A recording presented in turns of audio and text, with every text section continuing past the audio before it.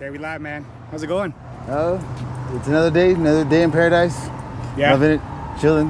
What's your name, man? My name is Jeremy Foreman. That's my government. I go by Lefty on the streets. Lefty? Yes, sir. Cool. Nice to meet you, man. Same here. Glad to talk to you. You okay with me using this on my YouTube channel? Yes. Right on, man. If it helps anybody or somebody says hi to me, hi. Yeah. So what you doing out here, man? Are you living out here? Yes. Homeless. I trying to get housing. Basically just going through one of the worst parts of my life right now. How old are you? I just turned 46. 46. Yes, sir. Cool. Basically, I just lost my hand like 3 years ago. Not even a little bit, and it just basically changed everything. So. Is that part of why you're out here? Yep. Are you? Where are you from? Originally from Pittsburgh, Pennsylvania. Huge Steelers fan. Yeah. But what brought you out here? My ex-wife told me she met the perfect woman for me, and it turned out she was, and hell happened, and like a lot of bad things went south fast. So how long you been here in Albuquerque? A little over a year, almost 2. Yeah. Basically was trying to find housing during COVID and all that. When I lost my hand, I lost my job, my career. Had 7 years clean from heroin. I relapsed real fast after that. There's a lot of bad things I never thought would happen to me happened to me. What kind of work were you doing? I was a chef. Yeah. I traveled all over this country, cooking. I was in New England for about 10 years cooking in a great restaurant. That's cool. Came out here to change my life and basically change my life. Yeah. So did work bring you out here? Was that the main thing, or was it your lady you were saying? A little bit of everything, just... I live vicariously through whatever happens. Like, I make enough money and go and do whatever I wanted, but using my hand, I just lost a lot that I wasn't prepared for. Can I ask you how that happened? I was deboning chicken, and I got a small paper cut on my finger and came down with necrotizing fasciitis. Damn. Flesh-eating bacteria. That's crazy, man. Yeah, basically 1 minute I had my hand, next minute I'm being life flighted out from Taos to Albuquerque, and they're cutting my hand off. So that's crazy. How long did it take for you to realize something was up with your hand? Was it actually on your hand where you got the cut? It was on my finger. Basically within 48 hours, something it didn't seem right, but I'm stubborn. I like hospitals, and at the time the girl I was with convinced me to go, and pretty glad I went because I was almost to the point of no return where there's nothing they can do for you. Like if it hits your chest cavity, they can't do nothing. What was the main things that you were feeling? Was it just pain in your hand, or did you feel pain, just sensitive touch, just excruciating, a lot of pain, and just excessive? They didn't seem normal. No. Did the rest of your body feel anything? No, not really. Just all in your hand. And it just kept moving up slowly and surely. Like, so that's crazy. That was like 48 hours. That's pretty quick moving, man. Yeah, basically it kills people fast. I got on Facebook and I was looking at it after I lost my hand, and yeah, I'm lucky to be alive, but I got it twice actually. Damn, that's crazy. Northern New Mexico, I suppose, is one of the hot spots for this shit. So. How did you take it when you went to the hospital? Did they try to treat it, or did they just pretty much tell you they had to take your hand? They told me they were cutting my whole arm off actually. And how do you swallow that, man? I swallowed it. I was having a daughter. Life doesn't stop because Jeremy's losing his arm. Like, I have a kid coming. Basically, it didn't faze me at all. I'm a very strong person. I was raised right, I guess, or whatever. But it wasn't nothing big that actually got to me. It was the little things, like couldn't button my pants, couldn't tie my own shoes, had to ask for everything for help, and I didn't like that. It's not me. I just suffered in silence, basically. Did you just try figuring out what you're going to do for work, and then you couldn't find jobs, or how did that work? I just didn't think I wanted to look for a job or work at the time. Like I was just trying to deal with what was going on, daughter and everything. And you said you're having a daughter at the same time? Yeah. So I had my daughter, and basically I learned to change diapers and live life with one hand, but it was depressing. Like a lot of other things happened, like me and my back home now, my baby's mom, where she got into heroin she never had before, and we lost our kids because of it, and just basically just destroyed our lives. And I wasn't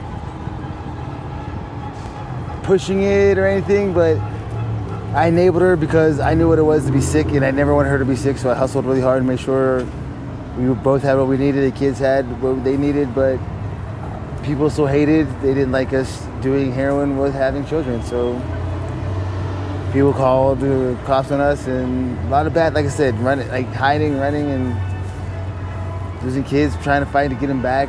Like right now, I'm trying to get housing to get them back, my daughters back, and it's just hard. So I'm out here doing what I got to do to just get by. Was the main reason for you and your lady at the time to use just because of the stress of dealing with the hand type thing? And for me, it was just it was an excuse. Like, I'm an addict. I know who I am. Like, I knew the program. Like I said, I lost my hand. I deserve to get high again. I figured they gave me all this fentanyl and dope anyway, so why not? Yeah. And I was going through torture. Like, the bandage change on this 3 times a week was horrifying and like painful, and just a lot of pain. And I just became a big sissy and just relapsed. And I just think she was gonna get involved, but she did, and basically just off to the races and destroyed us pretty much. Yeah. And where's she at now? She's in Taos. So she's still fighting to get our kids too. So she's doing it on her side, I'm doing it on my side. It's just, I went through a lot of depression even after losing her and the kids, and it's been like almost 8 months now, and I'm just barely getting enough strength to like not want to hurt myself. So yeah. You still using anything? Get through the days, or? Yes, I'm not gonna lie. I do. I don't drink anymore, which is funny. I used to be an alcoholic and I don't drink. I do buy drugs, but I use them mostly as currency. There's a little blue pill I could buy for $3 a piece, and it can buy anything. It's horrible, but it's spend $20 on those, and I can get a phone, shower, food, and all that for technically $6 out of that 20 if I spend it on those things. So profit. Yeah, and it's horrible to do it, but I have to. When you're out here in survival mode, man, it's kind of like you literally in survival mode. And I'm learning more about myself, but it's just, I'm stronger than I thought I was. Like, I thought this was gonna take me down and just be the end of everything, but just, my universe is awesome. I'm a Taoist. I believe my path is my path, and I just keep getting better. It's just slowly, baby steps again, but I'll get there sooner or later. Build yourself back up, man. Where's your daughter at right now? With family? They're both my daughters are in foster care up in Taos somewhere. Yeah. I basically I was doing good. I had money saved and everything, and some chick out here, I wouldn't sleep with her, so she burned my spot down and burned $7,000 I saved. That's some bullshit. Yeah, dude, just because I wouldn't f*** her. Horrible. But I was going through way too much to think about a person like that, so yeah. But I don't let. I got 2 girls. I got 2 girls, and I hate that. But I can't. It's not their fault daddy's like this, so I gotta step up. Yeah. So I'm out here flying my sign. I do whatever. I'm about to get a second job at some telemarketing place, but it sounds kind of shady. But it's money. Anything I can do to get them. It just took me a little to get back on track. Where do you sleep at? Like, you just make a little tent or something, or you right now, the biggest crime syndicate in Albuquerque is basically cutting, slashing tents. So basically, I'll get a spot. Like, I have one over there behind the dentist place and all that against the fence. But it's just basically like a lean-to kind of thing. So I can set it up, take it down real fast. Quick little makeshift thing. Because if they catch you, they detain you, and then if you have a warrant, you go to jail, and you're sitting there forever, and nothing gets accomplished. And yeah, so basically, I'm just from bad to worse. Yeah, I go where I can. Try not to. I don't steal. I don't rob people. I basically fly a sign. I don't even ask people. You see my sign, whatever. Yeah. I did this Cash App thing. I don't think that works. I don't know how that works, but. I still gotta figure out how that works too. Yeah, and just like I said, it just took me a little bit to get back on track, and I've done it before. There's less, and I can do it again. It's just tired to keep starting over, but I feel you, man. I've had to start over more than once. I mean, not on the homeless level, but it's you start thinking about all the work you got to put into it, and it's like when someone's starting a diet or something, you're like, oh, maybe next week, and then time goes by, man. What do you think is the main thing that would help you to get on your feet right now? Like a place to stay or family support, or do you have any family out here? No, I'm all by myself. You out here by yourself, man? It's the saddest thing. Like, I know what it means to be lonely. I know what it means to be sad and weep. I thought I'd been in love before. No, the woman who I have my children with now, I love to death, and I hate her too. Like, she's been the worst and best thing that's ever happened to me. Yeah. So, but like I said, I'm a parent first. It's my first job, so housing. If I can get that, and I hope. Maybe find a job and start pulling it together with a place to stay.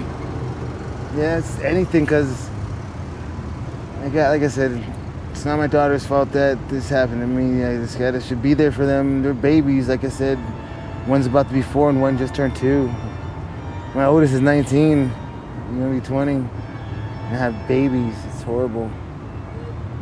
What do you think would be the main thing to help you with getting clean, even? Oh, I know how to do that. That's easy. Yeah. So you need just a foundation to start with, place to stay, and then job, and then build up from there, you think? Pretty much. Because I mean, I can do that. I've done the program. I've been in and out of it for so long that I can recite all of it. It's not how you do it. It's just do it. You don't got a choice. You just do it. You just stop using. You go to meetings and all this other. I know how to do that. I just don't know how to just deal with the new loss of the hand, and losing my baby's mom, love my daughters, and depression that I just went through. That's my main thing, depression. Like, I was like, day to day was just if I wanted to live or not, and it was a lot of days I just wanted to step in traffic.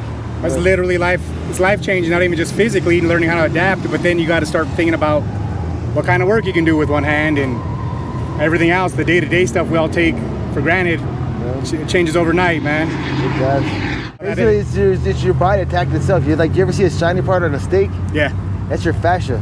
So basically, my body attacked something and was there, and just went apey and just started eating itself and killing itself and destroying itself. So that's crazy. I didn't realize how it worked.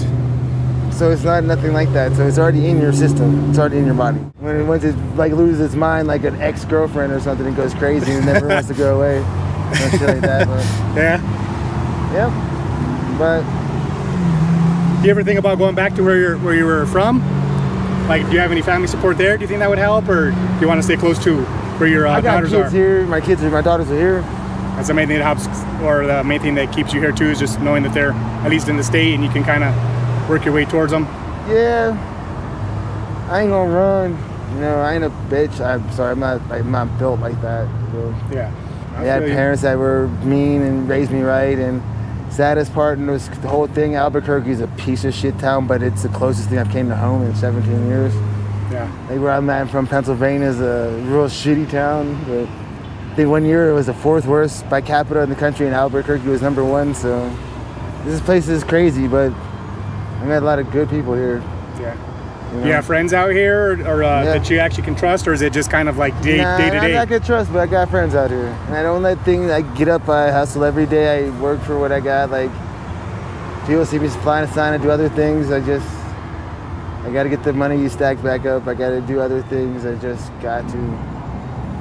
Like you said, man, you know what you got to do. You just got to do it, and it sounds so simple, but really, with anything, like you say it, but putting it in action, man, it takes dedication. But I think probably if you start with it and you think about your daughters on those days when it's just kind of like maybe you're not feeling it, if you focus on that, man, I think it probably helps, because you already got the game how to do it, like you said. So like today, not want to stand out there, got to. It's like hot. Like, oh my God, it's hot. So got water, got juice.